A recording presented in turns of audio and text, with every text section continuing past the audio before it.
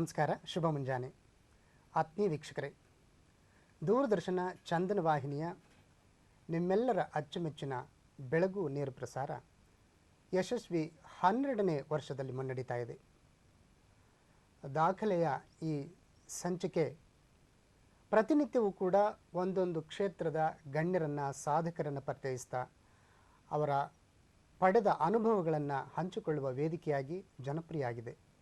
ಅಷ್ಟೇ ಅಲ್ಲ, ತಾವೆಲ್ಲ ಗಮನಿಸಿದ್ದೀರಿ, ಆಯಾ ತಿಂಗಳಲ್ಲಿ ಬರುವಂಥ ವಿಶೇಷ ದಿನಗಳು, ಹಬ್ಬ ಹರಿದಿನಗಳು, ಉತ್ಸವಗಳು ಅಥವಾ ದಿನಾಚರಣೆಗಳು ಕೂಡ ಬಿಟ್ಟಿಲ್ಲ. ಆ ನಿರ್ದಿಷ್ಟ ದಿನದಂದು ಆಯಾ ಕ್ಷೇತ್ರದ ತಜ್ಞರನ್ನು ಕರೆದು ಮಾಹಿತಿ ಕೊಡುವಂಥದ್ದು ಕೂಡ ನಡ್ಕೊಳ್ತಾ ಬಂದಿದೆ.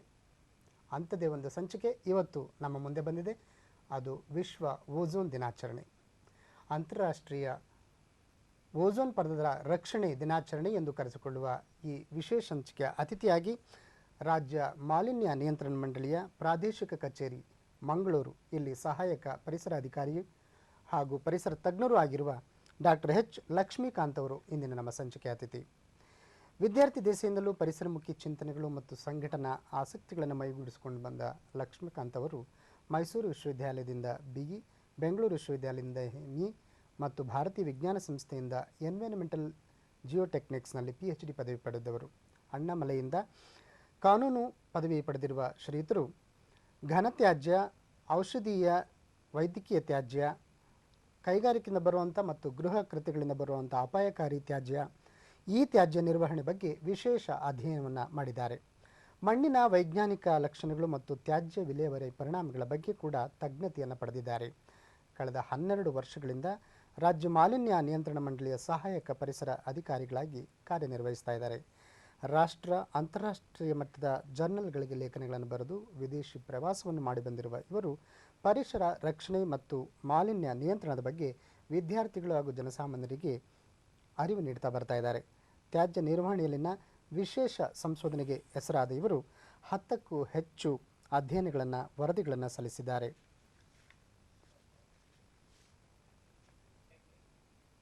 ಬನ್ನಿ ವೀಕ್ಷಕರೇ, ಇವತ್ತು ವಿಶ್ವ ಓಝೋನ್ ದಿನ. ಈ ದಿನದ ಮಹತ್ವ, ಮನುಷ್ಯ ತಮಗೆಲ್ಲ ಗೊತ್ತಿರೋ ಹಾಗೆ ಐಷಾರಾಮಿ ಜೀವನದ ಅಂಕೆಗೆ ಬಿದ್ದಿದ್ದಾನೆ, ಭೋಗ ಜೀವನದ ಬೆನ್ನು ಬಿದ್ದಿದ್ದಾನೆ. ಇವುಗಳಿಂದ ಭೂಮಿಯ ಮೇಲೆ ಇರತಕ್ಕಂಥ, ಭೂಮಿಯ ಮೇಲೆ ಆಳದಲ್ಲಿ ಸುತ್ತಮುತ್ತ ಇರುವಂಥ ಎಲ್ಲ ಸಂಪತ್ತನ್ನು ಕೂಡ ಕೊಳ್ಳೆ ಹೊಡೆಯೋದ್ರ ಮೂಲಕ ಎಷ್ಟು ಮಟ್ಟಿಗೆ ಅಪಾಯ ಮಾಡ್ತಾ ಇದ್ದಾನೆ, ಓಝೋನ್ ಪದರ ಯಾವ ಸ್ಥಿತಿಯಲ್ಲಿದೆ ಅನ್ನೋದ್ರ ಬಗ್ಗೆ ಮಾಹಿತಿ ಪಡ್ಕೊಳ್ಳೋಣ. ಸರ್ ನಮಸ್ಕಾರ. ನಮಸ್ಕಾರ. ಕಾರ್ಯಕ್ರಮಕ್ಕೆ ಸ್ವಾಗತವನ್ನು ಬಯಸ್ತೇನೆ. ಓಝೋನ್ ಆಗಾಗ್ಗೆ ಕೇಳ್ತಿರ್ತೀವಿ ನಾವು ದಿನನಿತ್ಯ, ಆದರೆ ವೈಜ್ಞಾನಿಕವಾಗಿ ಇದರ ಬಗ್ಗೆ ಹೆಚ್ಚು ಮಾಹಿತಿಯನ್ನು ಕೊಡುವಂಥ ಸುಸಂದರ್ಭ ಇದು. ಏನು ಓಝೋನ್ ಅಂದರೆ ಏನು, ನಮ್ಮ ವಾತಾವರಣದಲ್ಲಿ ಎಲ್ಲಿದೆ, ಅದು ಹೇಗಿದೆ? ನೋಡಿ, ಓಝೋನ್ ಒಂದು ಗ್ಯಾಸ್, ಇದು ಅಂದರೆ ಒಂದು ಅನಿಲ. ನಾವು ಹೇಗೆ ಆಕ್ಸಿಜನ್ ಅಂದರೆ ಉಸಿರ ಮನುಷ್ಯನಿಗೆ ಅಥವಾ ಪ್ರಾಣಿಗಳಿಗೆ, ಸಸ್ಯಕಾಶಿಗೆ ಎಲ್ಲ ಉಸಿರಾಡಲಿಕ್ಕೆ ಅತಿ ಮುಖ್ಯವಾಗಿ ಬೇಕಾಗಿರುವಂಥ ಆಕ್ಸಿಜನ್ ಅಂತ ಏನು ಹೇಳ್ತೀವಿ, ಆಮ್ಲಜನಕ. ಈ ಆಮ್ಲಜನಕದಿಂದನೇ, ಅಂದರೆ ಆಮ್ಲಜನಕದ ಮೂಲ ಕಣದಿಂದ ರೂಪ ಹೊಂದಿರುವಂಥ ಒಂದು ಅನಿಲ ಈ ಓಝೋನ್. ಈ ಓಝೋನ್ ಎಲ್ಲಿದೆಯಪ್ಪ ಅಂತ ನಾವು ಯೋಚನೆ ಮಾಡಿದ್ದೆ ಆದರೆ, ಭೂಮಿಯ ಮೇಲ್ಭಾಗದಿಂದ ಸುಮಾರು ಕಿಲೋಮೀಟರ್ಗಳು ಮೇಲೆ ಚಲಿಸಿದ್ದೆ ಆದರೆ, ಸುಮಾರು ಅಂದರೆ 20-30 ಕಿಲೋಮೀಟರ್ ಮೇಲೆ ಚಲಿಸಿದ್ದೆ ಆದರೆ, ವಾಯುಮಂಡಲದೊಳಗೆ ಈ ಓಝೋನ್ ವಾಯುಮಂಡಲದ ಒಂದು ಭಾಗ, ಈ ಗ್ಯಾಸ್ ಬಂದು, ಈ ಅನಿಲ ಬಂದು ಓಝೋನ್ ವಾಯುಮಂಡಲದಲ್ಲಿರುವಂಥ ಒಂದು ಭಾಗ. ಓಝೋನ್ ಹೇಗಾಗಿದೆ ಅನ್ನೋ ಮಾತು ನಿಮ್ಗೆ ಹೇಳಿದೆ. ನೇಸೆಂಟ್ ಆಕ್ಸಿಜನ್ ಅಂತ ನಾವು ಹೇಳ್ತೇವೆ. ಅಂದರೆ ನೇಸೆಂಟ್ ಆಕ್ಸಿಜನ್ ಅಂದರೆ ಆಕ್ಸಿಜನ್ನ ಆಮ್ಲಜನಕದ ಮೂಲ ಕಣ. ಅದು 3 ಅಂಶಗಳು ಸೇರಿಕೊಂಡು, 3 ಆಕ್ಸಿಜನ್ ಅಂಶಗಳು ಸೇರಿಕೊಂಡು ಈ ಓಝೋನ್ ಅನಿಲ ಉತ್ಪತ್ತಿಯಾಗಿರುತ್ತೆ. ಇದು ಆ ವಾಯುಮಂಡಲದಲ್ಲಿ ಇದೆ. ಇದು ತುಂಬಾ ಒಳ್ಳೆ ಕೆಲಸ ಮನುಷ್ಯನಿಗೆ ಅಥವಾ ಭೂಮಿಗೆ ಅಥವಾ ಒಟ್ಟಾರೆ ಪರಿಸರಕ್ಕೆ ಕೊಡುಗೆ ಕೊಟ್ಟಿದೆ. ಏನು ವಿಷಯ ಅಂದರೆ, ಇದು ಆ ನಭೋಮಂಡಲದಲ್ಲಿ ಸೇರಿಕೊಂಡ ಆ ಗ್ಯಾಸ್, ಈ ಅನಿಲ ಸೂರ್ಯನಿಂದ ಪ್ರತಿದಿನ ನಮಗೆ ಶಕ್ತಿ ರೂಪದಲ್ಲಿ, ಅಂದರೆ ಬೆಳಕಿನ ರೂಪದಲ್ಲಿ ಶಕ್ತಿ ಬರ್ತಾ ಇರೋ ಮಾತು ನಿಜ. ಹಾಗೆಯೇ ಬರೀ ಬೆಳಕು ಅಥವಾ ಆ ಶಕ್ತಿ, ಅಂದರೆ ಶಾಖ ಮಾತ್ರ ಭೂಮಿಗೆ ತಲುಪ್ತಾ ಇಲ್ಲ. ಆ ಒಂದು ಬೆಳಕಿನಲ್ಲಿ ಕೆಲವೊಂದು ಬೇಡದೇ ಇರುವಂಥ ಅಂಶಗಳು ಸಹ ಇದೆ. ಅಂಥ ಅಂಶಗಳು ಯಾವುದು ಅಂತ ಯೋಚನೆ ಮಾಡಿದ್ದಾದರೆ ಅವು ಕೆಲವಾರು ಅಂಶಗಳಿದೆ. ಆದರೆ ಅದರಲ್ಲಿ ಅತಿ ಮುಖ್ಯವಾಗಿ ಅಲ್ಟ್ರಾವೈಲೆಟ್ ರೇಸ್ ಅಂತ ಹೇಳ್ತೇವೆ, ಅತಿ ನೇರಳೆ ಕಣಗಳು ಅಂತ ಹೇಳ್ತೇವೆ ನಾವು ಅದನ್ನು. ಇವು ಸೂರ್ಯನ ಬೆಳಕಿನ ರೂಪದಲ್ಲಿ, ಶಾಖದ ರೂಪದಲ್ಲಿ ಭೂಮಿಯನ್ನ ಮೇಲ್ಪದರವನ್ನು ಸೇರ್ತಾ ಇರುತ್ತೆ. ಅಂದರೆ ನಾವು ಚಿತ್ರದಲ್ಲಿ ತೋರಿಸ್ತಾ ಇರುವಂಥದ್ದು ಭೂಮಿ, ಅಂದರೆ ಸೂರ್ಯನ ಹೌದು ಬೆಳಗ್ತಾ ಇರುವಂತ ಸೂರ್ಯ ಹೌದು. ಅದರ ಕಿರಣಗಳ ಮೂಲಕ ಹೌದು. ಭೂಮಿಯನ್ನ ತಾಕ್ತಾ ಇದೆ. ಹೌದು. ಅಲ್ಲಿ ಬಣ್ಣಗಳ ಬಗ್ಗೆ ಮಾಹಿತಿ ಕೊಡ್ಬೋದು ಸರ್ ತಾವು? ಹೌದು. ಈಗ ಆ ಚಿತ್ರ ನೋಡಿ, ಅದು ಮೇಲ್ಗಡೆ ಕಾಣಿಸ್ತಾ ಇರೋದು ನಿಮಗೆ ಸೂರ್ಯ ಅಂತ ಅಂದ್ಕೊಳ್ಳೋಣ. ಅದು ನಿಮಗೆ ಅರ್ಥ ಆಗಲಿ ಅಂತ ಮಾಡಿರುವಂಥ ಒಂದು ಗ್ರಾಫಿಕಲ್ ರೆಪ್ರೆಸೆಂಟೇಷನ್ ಅದು. ಅದು ಕೆಳಗಡೆ ಎಡಭಾಗದಲ್ಲಿ ನೋಡಿ 0 ಅಂತ ಇದೆ. ಹಾಗೇನೆ ಮೇಲೆ ಹೋಗ್ತಾ ಇದ್ರೆ 20 ಕಿಲೋಮೀಟ್ರು, 40 ಕಿಲೋಮೀಟ್ರು, 60 ಕಿಲೋಮೀಟ್ರು, 80, 100. ಈಗ ಅಂದರೆ ಅದು ಭೂಮಿಯ ಮೇಲ್ಪದರದಿಂದ, ಅಂದರೆ ಭೂಮಿಯ ಮೇಲ್ಭಾಗದಿಂದ ಮೇಲೆ ಅಂದರೆ ವಾಯುಮಂಡಲದಲ್ಲಿ ಚಲಿಸ್ತಾ ಹೋದರೆ ಅದರ ಎತ್ತರ ಅದು. ಈಗ ಮೇಲ್ಗಡೆ ಸೂರ್ಯನಿಂದ ಬರ್ತಾ ಇರೋ ಅಂದರೆ ವಿಧ ವಿಧವಾದ ಆ ಬಣ್ಣದ ಒಂದು ರೇಸನ್ನು ನೀವು ನೋಡ್ಬೋದು, ಕಿರಣಗಳನ್ನು ನೀವು ನೋಡ್ಬೋದು. ಅದರೊಳಗೆ ನೋಡಿ 40 ಕಿಲೋಮೀಟರ್ ನಂತರ ಒಂದು ಲೈನ್ ಇದೆ ಅಲ್ಲಿ ಗಮನಿಸಿ. ಅಲ್ಲಿಂದ ಕೆಳಗಡೆಗೆ ಒಂದು ಬಿಳಿ ಪಟ್ಟಿ ಮಾತ್ರ ಬರ್ತಾ ಇದೆ, ಅಥವಾ ಸ್ವಲ್ಪದಾಗಿ ಇರುವಂಥ ಬೇರೆ ಬಣ್ಣದ, ಅಂದರೆ ಅದನ್ನು ಸ್ವಲ್ಪ ನೇರಳೆ ಬಣ್ಣ ಇರುವಂಥ ಒಂದು ರಶ್ಮಿ ಸಹ ಬರ್ತಾ ಇದೆ. ಅದರ ಮೇಲ್ಗಡೆ ಏನಾಯಿತು, ಅಲ್ಲಿಂದ ಯಾಕೆ ಕೆಳಗಡೆ ಬರಲಿಲ್ಲ ಅಂದರೆ ಅದು ಈ ಓಝೋನ್ ಮಾಡ್ತಾ ಇರೋ ಕೆಲಸ, ಓಝೋನ್ ಪದರ ಮಾಡ್ತಾ ಇರೋ ಕೆಲಸ ನೋಡಿ. 100% ಅಲ್ಟ್ರಾವೈಲೆಟ್ ರೇಸ್ ಅನ್ನು ಅದು ಅಬ್ಸರ್ವ್ ಮಾಡುವಂಥ ಅದು ಕೆಪಾಸಿಟಿ ಇದೆ. ಅದರ ಥಿಕ್ನೆಸ್ ಎಷ್ಟಿದೆ, ಹೇಗಿದೆ ಅನ್ನೋ ಮಾತನ್ನು ಯೋಚನೆ ಮಾಡಿದ್ದೆ ಆದರೆ ಅದಕ್ಕೆ ಬೇರೆ ವಿಷಯ ಇದೆ. ಆದರೆ ಈಗ ಇಷ್ಟು ಯೋಚನೆ ಮಾಡೋಣ, ನಭೋಮಂಡಲದಲ್ಲಿ ಅದರಲ್ಲೂ ವಾಯುಮಂಡಲದಲ್ಲಿ ನಮ್ಮ ಈ ಓಝೋನ್ ಪದರ ಸೂರ್ಯನಿಂದ ಭೂಮಿಗೆ ಅತಿನೇರಳೆ ಕಿರಣಗಳು, ಅಂದರೆ ನಮಗೆ ಭೂಮಿಯ ಮೇಲಿರುವಂಥ ಈ ಜೀವರಾಶಿಗೆ ಬೇಡದೇ ಇರುವಂತಹ ಒಂದು ಸೂರ್ಯ ರಶ್ಮಿಯನ್ನ ಹಿಡಿದಿಡೋ ಕೆಲಸ ಮಾಡ್ತಾ ಇದೆ. ಹಿಡಿದಿಡೋ ಕೆಲಸ ಅಥವಾ ವಾಪಸ್ ಕಳಿಸೋ ಕೆಲಸ, ವಾಪಸ್ ಕಳಿಸ್ತಾ ಇಲ್ಲ, ಹಿಡಿದಿಡೋ ಕೆಲಸ, ಅಬ್ಸರ್ವ್ ಮಾಡಿಬಿಡುತ್ತೆ ಅದು. ಅಬ್ಸರ್ವ್ ಮಾಡಿ ಅದೊಂದು ಫಿಲ್ಟರಿಂಗ್ ಮೀಡಿಯಾ ಥರ ಭೂಮಿಗೆ ಬೇಕಾಗಿರೋದನ್ನ ಮಾತ್ರ, ಬೆಳಕು ಮತ್ತೆ ಬೇಕಾಗಿರೋ ರಶ್ಮಿಗಳನ್ನ ಮಾತ್ರ ಭೂಮಿಗೆ ತಲುಪೋ ಹಾಗೆ ಮಾಡ್ತಾ ಇದೆ. ಇತ್ತೀಚಿನ ದಿನಗಳಲ್ಲಿ ನಾವು ಅಂದರೆ ಸುಮಾರು ಒಂದು 30-40 ವರ್ಷಗಳಿಂದ ಈಚೆಗೆ ನಾವು ಮನುಷ್ಯ ಅಂದರೆ ಭೂಮಿ ಮೇಲೆ ನಾವು ನೀವು ಇದಕ್ಕೆ ಮುಂಚೆ ಹೇಳಿದಾಗೆ ಐಷಾರಾಮಿ ಜೀವನ ನಾವು ರೂಪಿಸ್ಕೊಳ್ತಾ ಇದೀವಿ, ಅದಕ್ಕೆ ಹೊಂದ್ಕೊಂಡು ಹೋಗ್ತಾ ಇದೀವಿ ಅನ್ನೋ ಮಾತನ್ನು ನೀವೇನು ಹೇಳಿದ್ರಿ. ಅದರಲ್ಲಿ ಈ ರೆಫ್ರಿಜರೇಟರ್ಸನ್ನು ಅತಿ ಮುಖ್ಯವಾಗಿ ನಾನು ಪಾಯಿಂಟ್ ಔಟ್ ಮಾಡಲಿಕ್ಕೆ ಅಂದರೆ ಹೇಳಲಿಕ್ಕೆ ಇಷ್ಟಪಡ್ತೇನೆ. ಯಾಕೆ ಅಂದರೆ ಈ ರೆಫ್ರಿಜರೇಟರಲ್ಲಿ ಆ ಕೂಲಿಂಗ್ ಏಜೆಂಟ್ ಆಗಿ ಒಂದು ಕೆಮಿಕಲನ್ನು, ಒಂದು ರಾಸಾಯನಿಕವನ್ನು ಬಳಸ್ತಾರೆ. ಅದು ಕ್ಲೋರೋಫ್ಲೂರೋ ಕಾರ್ಬನ್ಸ್ ಅಂತ ಹೇಳ್ತಾರೆ ಅದನ್ನು. ಈ ಅಂಶ ಇರೋದ್ರಿಂದ ಅದರಲ್ಲಿ ಕೂಲಿಂಗ್ ಸಿಸ್ಟಮ್ ನಡೆಯುತ್ತೆ. ಅಂದರೆ ರೆಫ್ರಿಜರೇಟರ್ ನಾವು ಏನಾದರೂ ವಸ್ತುಗಳು ಇಡಬೇಕಂದ್ರೆ, ಇಟ್ಟಿರೋ ವಸ್ತು ತಣ್ಣಗಾಗಬೇಕಂದ್ರೆ ಕಾರಣ ಇದು ಒಂದು. ಈಗ ಈ ನಾವು ಬಳಸ್ತಾ ಇರುವಂತ ವಸ್ತುಗಳಿಂದ ಓಝೋನ್ ಪದರಕ್ಕೆ ಏನು ಸೂರ್ಯನಿಂದ ಬರುವಂತ ಆ ಕಿರಣಗಳನ್ನ, ಅದರಲ್ಲೂ ಅಪಾಯಕಾರಿ ಕಿರಣಗಳನ್ನ ತಡೆದು ಜೀವರಾಶಿ ಒಳ್ಳೆ ಜೀವನ ನಡೆಸೋದಕ್ಕೆ ಬೇಕಾಗಿರುವಂತ ಕಿರಣ ಕೊಡುವಂತ ಪದರಕ್ಕೆ ಅಪಾಯ ಆಗಿದೆ ಅಂತ ಕೇಳಿದೆ. ಅಪಾಯ ಆಗ್ತಾ ಇದೆ, ಅದನ್ನ ನಿಮ್ಗೆ ಹೇಳ್ತಾ ಇದ್ದೇನೆ. ಅದರ ಇದು ಎಷ್ಟು ಮಟ್ಟಿಗೆ ಮನುಷ್ಯನಿಗೆ ಆರೋಗ್ಯದ ಮೇಲೆ ಏನಾದರೂ ಪರಿಣಾಮ ಬೀರ್ತಾ ಇದೆ? ನೋಡಿ, ಮನುಷ್ಯನ ಆರೋಗ್ಯದ ಮೇಲೆ ಅತಿ ಮುಖ್ಯವಾಗಿ ಸ್ಕಿನ್ ಕ್ಯಾನ್ಸರ್ ಬರುತ್ತೆ. ಅತಿ ಮುಖ್ಯವಾಗಿ ಅದರಿಂದ ಚರ್ಮ ರೋಗಗಳು ಬರುವಂಥ ಸಂದರ್ಭಗಳು ತುಂಬ ಜಾಸ್ತಿ. ಅಂದರೆ ಮನುಷ್ಯನಿಗೆ ತುರಿಕೆ ಥರ ಆಗ್ತಾ ಇರ್ಬೋದು, ಚರ್ಮ ಸಂಬಂಧಿ ಕಾಯಿಲೆಗಳು ಬರುವಂಥ ಸಂದರ್ಭಗಳು ಅತಿ ಹೆಚ್ಚು. ಬರ್ನಿಂಗ್ಸ್ ಆಗ್ಬೋದು, ಈ ಥರ ಕಾಯಿಲೆಗಳು ಈ ಅಲ್ಟ್ರಾವೈಲೆಟ್ ರೇಸ್ ಮನುಷ್ಯನಿಗೆ ನೇರವಾಗಿ ತಲುಪಿದ್ದೇ ಆದರೆ, ಅಂದರೆ ಅದು ಓಝೋನ್ ಲೇಯರ್ ತನ್ನ ಕೆಲಸವನ್ನು ನಿಲ್ಲಿಸಿ ಕಾರ್ಯಕ್ಷಮತೆ ಕಡಿಮೆ ಆದರೂ ಸಹ ಈ ಅತಿನೇರಳೆ ಕಿರಣಗಳು ಅಥವಾ ಅಲ್ಟ್ರಾವೈಲೆಟ್ ರೇಸ್ ಏನಿದೆ ಭೂಮಿಯನ್ನು ತಲುಪಿದ್ದೇ ಆದರೆ, ಬರೀ ಮನುಷ್ಯ ಅಂತ ಒಂದೇ ಮಾತು ಹೇಳೋದು ಬೇಡ, ಈ ಪೂರ್ತಿ ಪ್ರಾಣಿ ಸಂಕುಲಕ್ಕೆ ಅಥವಾ ಈವನ್ ಸಸ್ಯಕಾಶಿಗೂ ಸಹ ಈ ಒಂದು ತೊಂದರೆ ಆಗುವಂಥ ಸಂದರ್ಭಗಳು ಹೆಚ್ಚು. ಕೆಲವೊಂದು ಕಡೆ ಅನುಭವಿಸ್ತಾ ಇರುವಂಥ ಮಾತುಗಳು ಇದೆ ಅನ್ನೋ ಮಾತನ್ನು ಸಹ ಕೇಳಿದ್ದೇವೆ. ಅದಕ್ಕೆ ಅಂದರೆ ಎಕ್ಸಾಂಪಲ್ಸ್ ಕೊಡಬೇಕಂದ್ರೆ ಸ್ವಲ್ಪ ಕಷ್ಟ ಇದೆ, ಯಾಕಂದರೆ ಎಲ್ಲೂ ಎವಿಡೆನ್ಸ್ ಎಲ್ಲೂ ಡಾಕ್ಯುಮೆಂಟೇಶನ್ ಆಗಿಲ್ಲ. ಬಟ್ ಆ ಥರ ಆಗಿರುವಂಥ ಸಂದರ್ಭಗಳು ಇದೆ ಅನ್ನೋ ಮಾತು ಇದೆ. ಈಗ ಈ ಓಝೋನ್ ಪದರದಿಂದ ಅತಿನೇರಳೆ ಕಿರಣಗಳು ಭೂಮಿಗೆ ಬರ್ತಾ ಇದೆ ಅನ್ನೋ ಮಾತನ್ನು ನಾವೀಗ ಏನು ಹೇಳ್ತಾ ಇದ್ದೇವೆ, ಅದಕ್ಕೆ ಕಾರಣ ಏನು ಅಂತ ಯೋಚನೆ ಮಾಡಿದ್ದೆ ಆದರೆ ಇಷ್ಟು ವರ್ಷ ಏನಿರಲಿಲ್ಲ, ನಮ್ಮ ತಾತನ ಕಾಲಕ್ಕೆ ಏನಿರಲಿಲ್ಲ, ಅವ್ರ ಕಾಲಕ್ಕೆ ಏನಿರಲಿಲ್ಲ, ಈಗ ಮಾತ್ರ ಇದೆಲ್ಲ ತೊಂದರೆ ಯಾಕೆ ಆಗ್ತಿದೆ ಅಂತ ಹೇಳಿದ್ದೆ ಆದರೆ ಅಲ್ಲಿ ನಾವು ಈ ಒಂದು ರಾಸಾಯನಿಕ, ಅದರಲ್ಲೂ ಮುಖ್ಯವಾಗಿ ಕ್ಲೋರಿನ್, ಈ ಕ್ಲೋರಿನ್ ಅಂಶ ಇರುವಂಥದ್ದನ್ನು ಕೆಲವೊಂದು ಉಪಕರಣಗಳಲ್ಲಿ, ನಮ್ಮಲ್ಲಿರೋ ಕೆಲವು ಉಪಕರಣಗಳಲ್ಲಿ, ನಾನು ಮತ್ತೆ ಹೇಳಲಿಕ್ಕೆ ಇಷ್ಟಪಡ್ತೇನೆ, ರೆಫ್ರಿಜರೇಟರ್ಗಳಲ್ಲಿ ಕ್ಲೋರೋಫ್ಲೂರೋ ಕಾರ್ಬನ್ಸ್ ಇರುವಂಥ ಒಂದು ಅಂಶನ ಆ ಕೂಲಿಂಗ್ ಏಜೆಂಟ್ ಆಗಿ ಕೂಲಿಂಗ್ ಸಿಸ್ಟಮ್ ಅಲ್ಲಿ ಬಳಸ್ಕೊಳ್ತಾ ಇರ್ತಾರೆ. ಆ ಗ್ಯಾಸ್ ಅದರಿಂದ ಹೊರಗಡೆ ಬರುತ್ತೆ. ಆ ಗ್ಯಾಸ್ ಹೊರಗಡೆ ಬಂದಾಗ ಈ ಕ್ಲೋರಿನ್ ಅಂಶ ಮೇಲೆ ವಾಯುಪದರಕ್ಕೆ ಹೋಗಿ ಸೇರುತ್ತೆ. ಅದರಿಂದ ಅನಿಲ ರೂಪದಲ್ಲಿ ಹೊರಗಡೆ ಬಂದ್ಮೇಲೆ ಅದು ಮೇಲೆ ವಾಯುಪದರ ಹೋಗ್ಲೇಬೇಕು. ನಾವು ಒಂದು ಅಗರಬತ್ತಿ ಹಚ್ಚಿದ್ರು ನೋಡ್ತಾ ಇರ್ತೇವೆ, ಆ ಧೂಳಿ ಮೇಲ್ಗಡೆ ಗಾಳಿ ಹಾಗೆ ಹೋಗ್ತಾ ಇರುತ್ತೆ. ಮನೆಗಳಲ್ಲಿ, ಚಿಮಣಿಗಳಲ್ಲಿ ನೋಡ್ತೇವೆ, ಇಂಡಸ್ಟ್ರಿಯಲ್ಲಿ ನೋಡ್ತೇವೆ, ವೆಹಿಕಲ್ಸ್ ಅಲ್ಲಿ ನೋಡ್ತೇವೆ. ಅಂದ್ರೆ ಒಂದು ಎಕ್ಸಾಂಪಲ್ ಹೇಳ್ತಾ ಇದ್ದೇನೆ ಅಷ್ಟೇ ನಾನು. ಈ ಒಂದು ರಾಸಾಯನಿಕ ಅಂಶ ನಭೋಮಂಡಲಕ್ಕೆ ಅಂದರೆ ವಾಯುಮಂಡಲಕ್ಕೆ ಸೇರ್ಕೊಂಡ ನಂತರ ಈ ಆಕ್ಸಿಜನ್ ಅಂದರೆ ಓಝೋನ್ ಕಣದ ಜೊತೆ ಇದು ರಿಯಾಕ್ಟ್ ಆಗುತ್ತೆ. ಅದರ ಜೊತೆ ಇದು ರಿಯಾಕ್ಟ್ ಆದ ನಂತರ ಅಲ್ಲಿರೋ 3 ಆಕ್ಸಿಜನ್ ಆಟಮ್ಸ್ ಏನಂತ ಹೇಳಿದ್ದೆ ನಾನು, ಅದನ್ನು ಸ್ಪ್ಲಿಟ್ ಮಾಡುತ್ತೆ. ಇದು ಹೇಗಪ್ಪ ಅಂದರೆ ಮನೆ ಮಗ ಮದುವೆ ಆಗೋದಕ್ಕೆ ಮುಂಚೆ ಮನೇಲಿರ್ತಾನೆ, ಮದುವೆ ಆದ ತಕ್ಷಣ ಬದಲಾಗಿ ಬೇರೆ ಮನೆ ಮಾಡ್ಕೊಂಡು ಹೋಗ್ತಾನೆ, ಗೊತ್ತಲ್ವ? ಆ ಥರ ಇದು ಸಹ 3 ಇರೋ ನೇಸೆಂಟ್ ಆಕ್ಸಿಜನ್ ಏನಿತ್ತು ಬೇರೆ ಒಂದು ಕಣ ಅಲ್ಲಿ ಬಂದ ತಕ್ಷಣ ಅದ್ರ ಜೊತೆ ಸಮ್ಮಿಲನವಾಗಿ ಬೇರೆ ಒಂದು ರೂಪಾಂತರವಾಗಿ ಆಕ್ಸಿಜನ್ ಅಂದರೆ O2 ಆಗಿ ಮತ್ತೆ ಕ್ಲೋರಿನೇಟೆಡ್ ಕಾಂಪೌಂಡ್ ಆಗಿ ಬದಲಾಗಿ ಬೇರೆ ಆಗೋಗುತ್ತೆ. ಹಾಗಾಗಿ ಇಲ್ಲಿ ಒಂದು ಯೂನಿಟಿ ಕಡಿಮೆ ಆಗುತ್ತೆ, ಅಥವಾ ಅದರ ಒಂದು ಓಝೋನ್ ಕಣಗಳ ಡೆನ್ಸಿಟಿ, ಅದರ ಸಾಂದ್ರತೆ ಏನಂತ ಹೇಳ್ತೀವಿ, ಅದರ ಥಿಕ್ನೆಸ್ ಏನಿದೆ, ಅದರ ದಪ್ಪ, ಓಝೋನ್ ವಾಯುಮಂಡಲದಲ್ಲಿರುವಂಥ ಓಝೋನ್ ದಪ್ಪ ಏನಿದೆ ಅದು ಕಡಿಮೆ ಆಗ್ತಾ ಹೋಗುತ್ತೆ.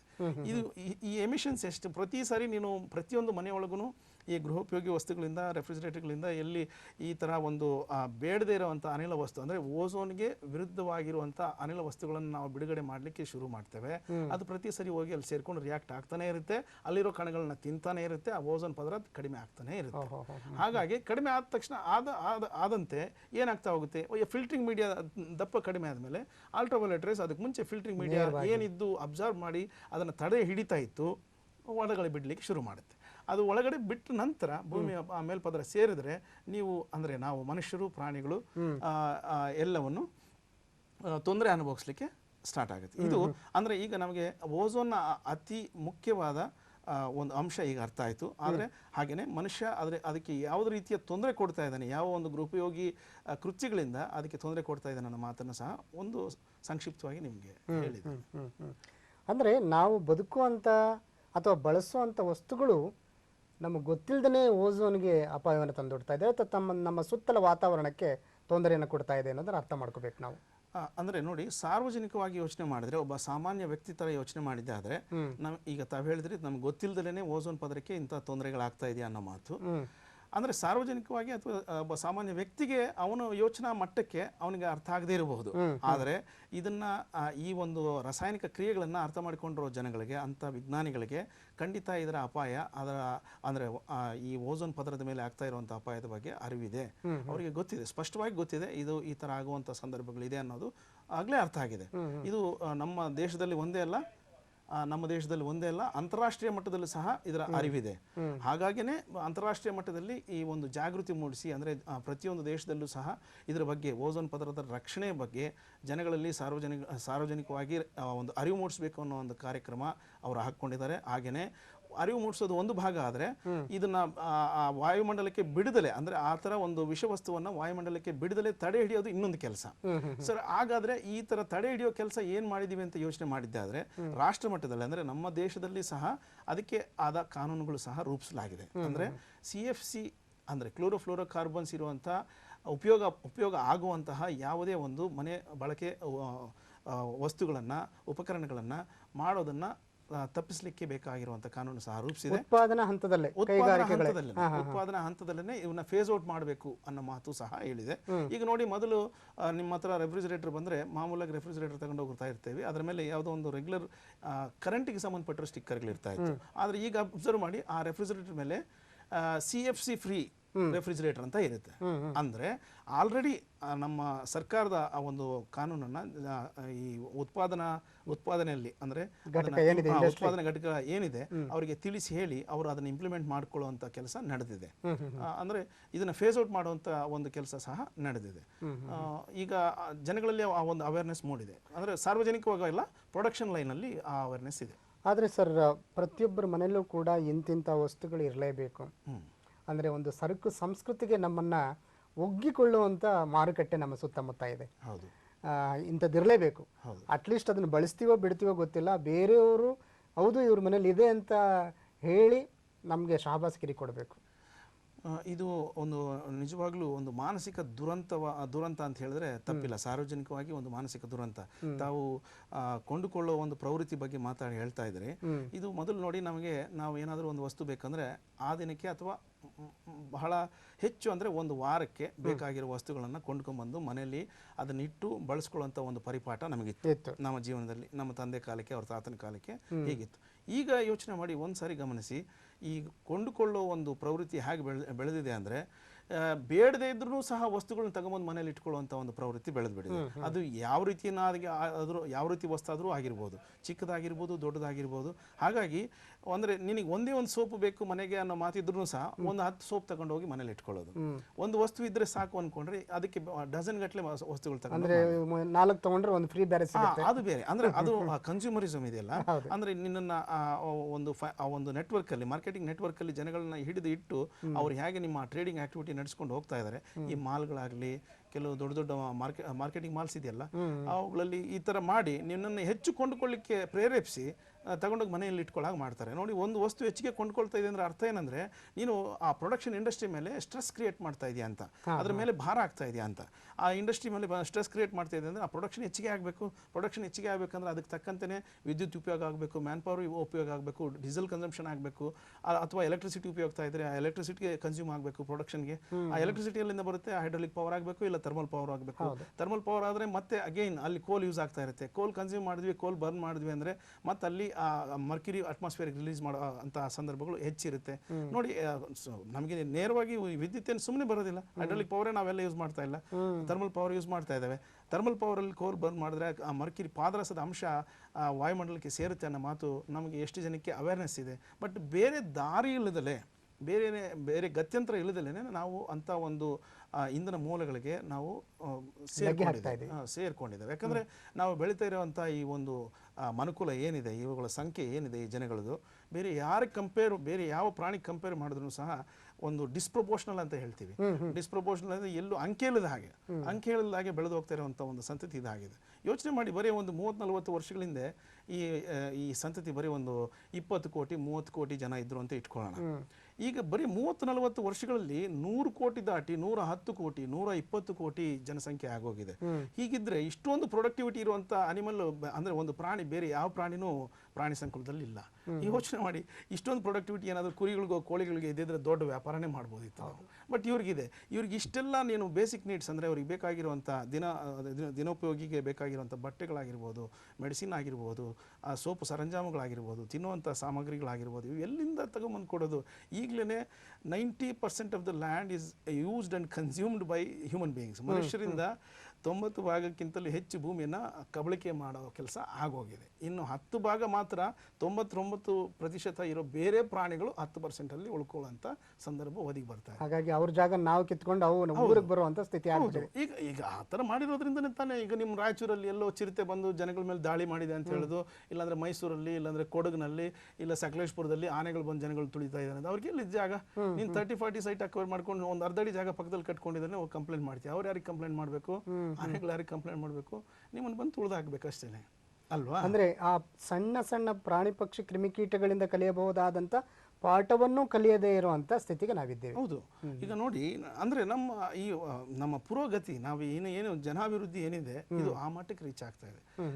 ಇದ್ರ ಬಗ್ಗೆ ವಿಶೇಷ ಗಮನ ಹರಿಸಲಿಲ್ಲ ಅಂದ್ರೆ ಓಝೋನ್ ಪದರ ಅಂದ್ರೆ ನ್ಯಾಚುರಲ್ ರೆಮಿಡಿ ಅದಕ್ಕೆ ಇದೆ ಅಂತ ಕೆಲವರು ಹೇಳ್ತಾ ಇರ್ತಾರೆ. ನ್ಯಾಚುರಲ್ ರೆಮಿಡಿ ಅಂದ್ರೆ ಪ್ರಕೃತಿ ದತ್ತವಾಗಿಯೇ ನಿನ್ನ ಮನುಷ್ಯನ ಕಂಟ್ರೋಲ್ ಮಾಡ್ಲಿಕ್ಕೆ ಬೇಕಾಗಿರೋ ಒಂದು ವ್ಯವಸ್ಥೆ ಉಟ್ಕೊಳ್ಳುತ್ತೆ ಅನ್ನೋ ಮಾತು ಆಗಾಗ ಹೇಳ್ತಾ ಇರ್ತಾರೆ. ಇತ್ತೀಚೆಗೆ ನೋಡಿ ಭಾಳ ಹೇಳ್ತಾರೆ, ಏನದು 2012 ದುರಂತ ಇದೇನು ಹೇಳ್ತಾ ಇರ್ತಾರೆ. ಇದೆಲ್ಲ ಏನೂ ಇಲ್ಲ, ಆದ್ರೂ ಈ ತರ ನಿನ್ನನ್ನ ಭಯಬೀಳಿಸ್ಲಿಕ್ಕೆ ಬೇಕಾಗಿರೋ ಒಂದು ಯೋಚನೆಗಳು ಸಹ, ಅಥವಾ ಇನ್ನು 15-20 ವರ್ಷಗಳಲ್ಲಿ ಪೆಟ್ರೋಲ್ ಇಲ್ದಂಗಾಗತ್ತೆ, ಸಂಪೂರ್ಣವಾಗಿ ಬರದ್ ಮಾಡ್ತೀವಿ ಅನ್ನುವಂಥದ್ದು. ನೋಡಿ, ಒಂದು ಮಾತಂತೂ ಸತ್ಯ, ಪ್ರೊಡಕ್ಟಿವಿಟಿ ಅನ್ನೋದು ಎಲ್ಲದಕ್ಕೂ ಒಂದು ಲಿಮಿಟ್ ಅಂತ ಇರುತ್ತೆ. ಸರಿ ತಾನೆ?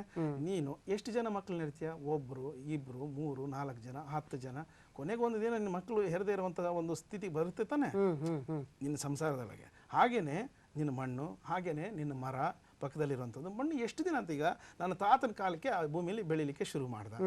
ಅವನು ಎಷ್ಟು 10 ಚೀಲ 15 ಚೀಲ ಬೆಳೆದ್ಕೊಂಡು ತಗೊಂಡ, ಅದರಲ್ಲಿರೋ ಅಂಶ ಒಂದು ಸ್ವಲ್ಪ ಹೀರ್ಕೊಳ್ತು, ಅದನ್ನು ತಗೊಂಡು ನಾನು ತಿಂದಿದ್ದೆ. ನೆಕ್ಸ್ಟ್ ಏನಾಗ್ತಾ ಇದೆ, ನೆಕ್ಸ್ಟ್ ಜನರೇಷನ್ ಆ ಮಣ್ಣಿನ ಮೇಲೆ ಡಿಪೆಂಡ್ ಆಗಿದೆ, ಅವನು ಸ್ವಲ್ಪ ಎಕ್ಸ್ಟ್ರಾಕ್ಟ್ ಮಾಡ್ತಾನೆ. ಇನ್ನೊಂದು ಜನರೇಷನ್ ಆ ನೆಲದಲ್ಲಿ ಮತ್ತೆ ಡಿಪೆಂಡ್ ಆಗಿದ್ದಾರೆ, ಅವನು ಎಕ್ಸ್ಟ್ರಾಕ್ಟ್ ಮಾಡ್ತಾನೆ. ಮಣ್ಣು ನಿನಗೆ ಎಲ್ಲಿವರೆಗೂ ಸಪೋರ್ಟ್ ಮಾಡುತ್ತೆ ಅದರಲ್ಲಿ ಸಾರಾಂಶ.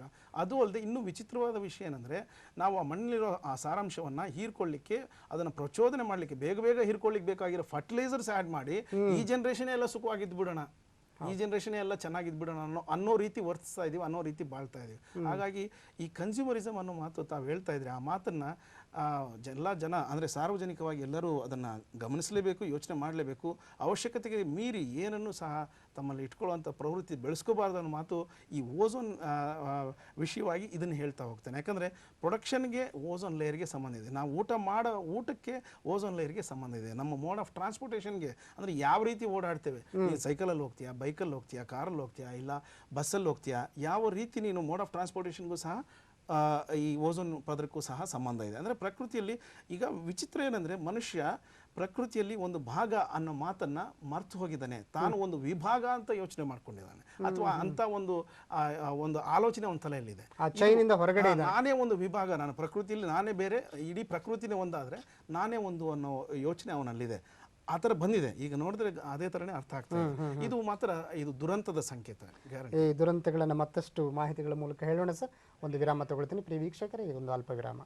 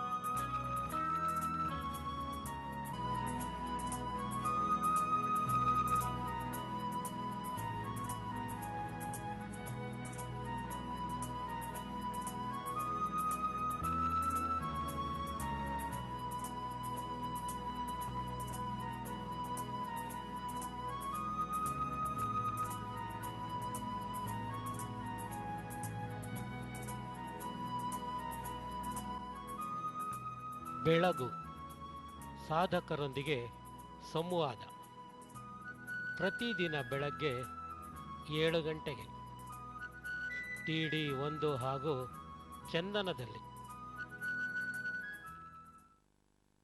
ಆತ್ಮೀಯರೇ, ವಿರಾಮದ ನಂತರ ಮಾತುಕತೆ ಮುಂದುವರಿತಾ ಇದೆ. ಮುಂದುವರೆದ ಮಾತುಕತೆಗೆ ಸ್ವಾಗತವನ್ನು ಕೊಡ್ತಾ ಇದ್ದೇನೆ ಸರ್. ಒಂದು ಕ್ಯೂರಿಯಾಸಿಟಿಯನ್ನು ತಾವು ಹುಟ್ಟಿಸ್ಬಿಟ್ರಿ.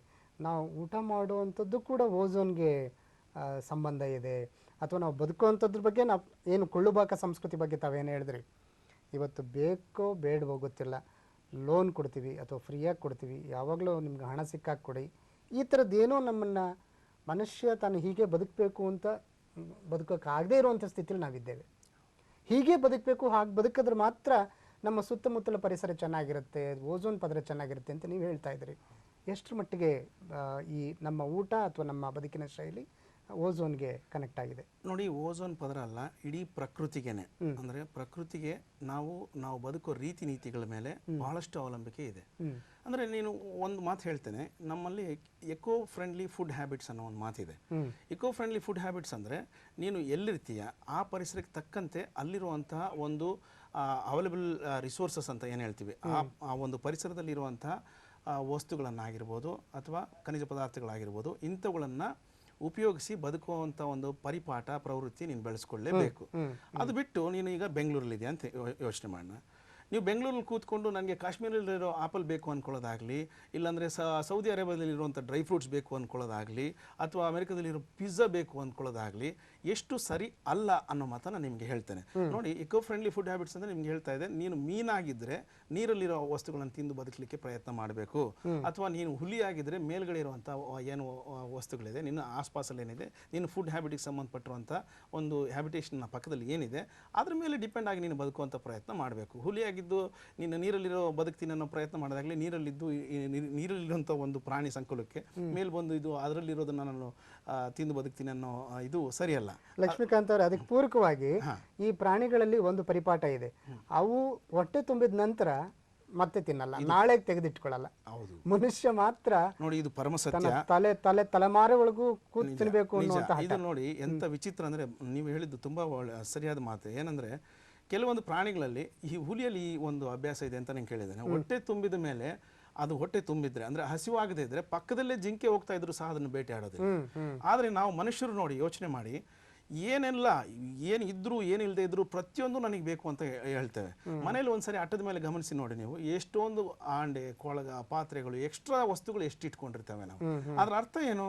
ನೀವು ಎಕ್ಸ್ಟ್ರಾ ವಸ್ತುಗಳು ಇಟ್ಕೊಳ್ತಾ ಇದ್ದೀರ ಅಂದರೆ ನಿಮಗನ್ಸುತ್ತೆ ನೀನು ಅಂದರೆ ಏನು ಎಕನಾಮಿಕಲಿ ನೀನು ಸೌಂಡ್ ಆಗಿದೆಯಾ, ಹಣದ ರೂಪದಲ್ಲಿ ನೀನು ತುಂಬಾ ಚೆನ್ನಾಗಿದೆಯಾ ಅನ್ನೋ ತರ ಹೆಚ್ಚುಗಾರಿಕೆಯನ್ನು ನೀನು ತೋರಿಸ್ಕೊಳ್ಳೋ ಒಂದು ಪ್ರಯತ್ನ ನೀನು ಮಾಡ್ತಾ ಇದೆಯಾ ಅಂತ ನೀನು ಅನ್ಕೊಳ್ತೀಯ.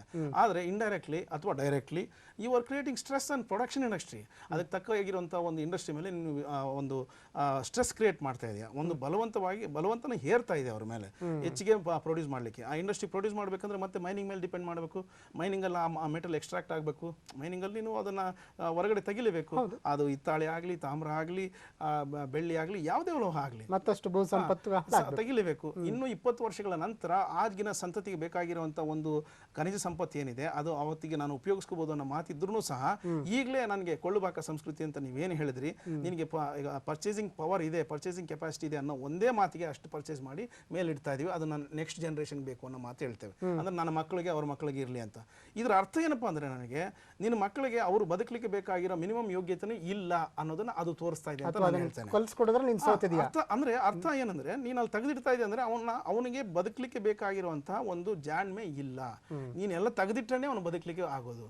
ಇಷ್ಟೊಂದು ಅಂದ್ರೆ ಇನ್ಎಫಿಷಿಯಂಟ್ ಹ್ಯೂಮನ್ ರಿಸೋರ್ಸ್ ಅನ್ನ ನಾವು ಡೆವಲಪ್ ಮಾಡ್ತಾ ಇದ್ದಾರೆ. ಇದು ನಿಜವಾಗ್ಲೂ ತಪ್ಪು. ಬೇರೆ ಯಾವ ಪ್ರಾಣಿ ಸಂಕುಲದಲ್ಲೂ ಸಹ ಈ ತರ ಒಂದು ವ್ಯವಸ್ಥೆ ಇಲ್ಲ.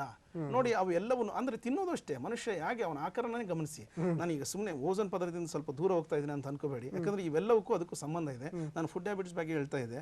ನೀನು ಕಾಶ್ಮೀರಿಂದ ಒಂದು ಆಪಲ್ ಇಲ್ಲಿಗೆ ಬೆಂಗಳೂರು ಬಂದು ತಲುಪಬೇಕಂದ್ರೆ ಸುಮ್ಮನೆ ತಲುಪೋದಿಲ್ಲ. ಅಲ್ಲಿಂದ ಎಲ್ಲಿ ಥ್ರೋ ಮಾಡಿದ್ರೆ ಯಾರನ್ನು ಕ್ಯಾಶ್ ಹಿಡಿತಾರೆ? ಇಲ್ಲಲ್ವಾ? ಅಲ್ಲಿ ಏರೋಪ್ಲೇನ್ ಇಂದ ಇಲ್ಲಿಗೆ ಸಾಗಿಸ್ಬೇಕು, ಇಲ್ಲಾಂದ್ರೆ ಟ್ರೈನ್ ಒಳಗೆ ಇಲ್ಲಿಗೆ ಸಾಗಿಸ್ಬೇಕು. ಏರೋಪ್ಲೇನ್ ಸುಮ್ಮನೆ ಬರುತ್ತಾ? ವೈಟ್ ಪೆಟ್ರೋಲ್ ಯೂಸ್ ಮಾಡಬೇಕು. ವೈಟ್ ಪೆಟ್ರೋಲ್ ಅಲ್ಲಿಂದ ಸಾಗಿಸ್ಬೇಕಂದ್ರೆ ಮತ್ತೆ ನಿಮಗೆ ಬೇಡದೇ ಇರೋಂಥ ಅನಿಲ ವಸ್ತುಗಳು ಆಕಾಶದಲ್ಲಿ ಸೇರ್ಕೊಳ್ತಾ ಇರುತ್ತೆ, ವಾಯುಮಂಡಲದಲ್ಲಿ ಸೇರ್ಕೊಳ್ತಾ ಇರುತ್ತೆ. ಹಾಗಿರುವಾಗ ನಿನಗೆ ಪರ್ಚೇಸ್ ಪವರ್ ಇದೆ ಅನ್ನೋ ಒಂದೇ ಮಾತಿಗೆ ಈ ಥರ ಬಳಸಿದ್ದೆ ಆದರೆ ಎಲ್ಲಿಗೆ ಹೋಗಿ ಮುಟ್ಬೇಕು ಹೇಳಿ ನೋಡೋಣ. ಹಾಗಾಗಿ ಹೆಚ್ಚಾಗಿ ಇಟ್ಕೊಳ್ಳುವಂಥ ಒಂದು ಸಂಪ್ರದಾಯ ಒಳ್ಳೆಯದಲ್ಲ. ಹೆಚ್ಚಾಗಿ ತಿನ್ನೋದು ಸಹ ಒಳ್ಳೆಯದಲ್ಲ. ಎಲ್ಲ ಪ್ರಾಣಿಗಳನ್ನು ಗಮನಿಸಿ, ಹುಟ್ಟಿದಾಗ ಚೆನ್ನಾಗಿರುತ್ತೆ, ಮುದ್ದಾಗಿರುತ್ತೆ, ಬೆಳೀತಾ ಇರೋವಾಗ ಮುದ್ದಾಗಿರುತ್ತೆ, ಸಾಯವಾಗ್ಲೂ ಅಷ್ಟೇ ಗಂಭೀರವಾಗಿ ಸಾಯ್ತವೆ. ಆದರೆ ಈ ಮನುಷ್ಯ ಪ್ರಾಣಿನ ಯೋಚನೆ ಮಾಡಿ, ಹುಟ್ಟಿದಾಗ ನಿಜವಾಗ್ಲೂ ಚೆನ್ನಾಗಿರ್ತಾನೆ, ಬಹಳ ಲಕ್ಷಣವಾಗಿರ್ತಾನೆ, ಎಷ್ಟೋ ಬರ್ತ್ಡೇಗಳು ಮಾಡ್ತೀರಾ, ಬೆಳೀತಾ ಇರೋವಾಗೂ ಚೆನ್ನಾಗಿರ್ತಾನೆ, ಮದುವೆ ಆಗೋದಾಗ್ಲೂ ಚೆನ್ನಾಗಿರ್ತಾನೆ, ಮದುವೆ ಆಗಿ ಸ್ವಲ್ಪ ದಿನಗಳ ನಂತರ ಅವನ ಆಕಾರ ವಿಕಾರ ಆಗೋಗುತ್ತೆ. ಸರಿ ತಾನೆ? ಅಂದ್ರೆ ಎಲ್ಲಾ ರೀತಿಯ ಸ್ಟೋರೇಜ್ ಎಲ್ಲೆಲ್ಲೋ ಹೆಂಗೆಂಗೋ ದಪ್ಪ ಆಗಿ ಹೆಂಗೆಂಗೋ ಇರ್ತಾನೆ. ಇದು ಬೇಕಿತ್ತ ನಿಮಗೆ? ಬೇಡದೇ ಇರೋದನ್ನ ಒಳಗಡೆ ಸ್ಟಾಕ್ ಮಾಡಿ ಮತ್ತೆ ಡಾಕ್ಟರ್ ಬಿಲ್ ಹಾಕಿಡ್ಬೇಕು ನಾವು. ಈಗ ಓಝೋನ್ ಪದರಕ್ಕೆ ಬರೋಣ. ನೋಡಿ, ಫುಡ್ ಹ್ಯಾಬಿಟ್ಸ್ಗೂ ಓಝೋನ್ಗೂ ಸಂಬಂಧ ಇದೆ ಅಂತ ನಾನು ಯಾಕೆ ಹೇಳಿದೆ ಅಂದ್ರೆ, ಇಲ್ಲಿ ನೀನು ಅತಿಯಾಗಿ ಬಳಸುವಂಥ ಪದಾರ್ಥಗಳಿಂದಾಗಲಿ ಅಥವಾ ಬೇರೆ ಪ್ರದೇಶದಿಂದ ನಿನಗೆ ತಗೊಂಬಂದು ಸಪ್ಲೈ ಮಾಡೋ ಫುಡ್ಸಿಂದಾಗಲಿ ರಿಲೀಸ್ ಆಗುವಂಥ ಈ ಮಲಿನಕಾರಕಗಳೇನಿದ್ದಾವೆ, ಏನು ಗ್ಯಾಷಿಯಸ್ ಎಮಿಷನ್ಸ್ ಏನಿದೆ, ಅವುಗಳಿಂದ ಓಝೋನ್ ಡಿಪ್ಲೀಷನ್ ಆಗುವಂಥ ಸಂದರ್ಭಗಳು ಹೆಚ್ಚು. ನಾನು ನಿಮಗೆ ಒಂದೇ ಒಂದು ಎಕ್ಸಾಂಪಲ್ ಹೇಳ್ತಾ ಇದ್ದೇನೆ. ಈ ಥರ ಬಹಳಷ್ಟು ತೊಂದರೆಗಳಾಗುವಂಥ ಸಂದರ್ಭಗಳು ಇರುತ್ತೆ. ಹಂತವಾಗಿ ಓಝೋನ್ ಪದರ ಹೇಗೆ ತೂತಾಗಿದೆ ಅನ್ನೋದ್ರ ಬಗ್ಗೆ ನಾವು ಚಿತ್ರದಲ್ಲಿ ತೋರಿಸಿದ್ವಿ. ಮನುಷ್ಯ ತನ್ನ ಮಹತ್ವದ ಕೊಡುಗೆಯನ್ನು ಕೊಡ್ತಾ ಇದ್ದಾನೆ. ಹೌದು, ವಿಜ್ಞಾನದ ಯುಗದಲ್ಲಿ ಬಹಳ ದೊಡ್ಡ ನಾಗರಿಕ ಅಂತ ಕರೆಸ್ಕೊಳ್ಳುವಂಥ ವ್ಯಕ್ತಿ ಮಾಡುವಂಥ ಅನಾಗರಿಕ ಕೆಲಸಗಳು ತಪ್ಪೇನಿಲ್ಲ. ಹಾಗಂದ್ರೆ ತಪ್ಪೇನಿಲ್ಲ. ಮತ್ತೆ ಅದು ಅತಿಶಯೋಕ್ತಿನೂ ಅಲ್ಲ. ನಾವು ಮಾಡ್ತಾ ಇರೋದು ಅನಾಗರಿಕ ಕೆಲಸನೇ.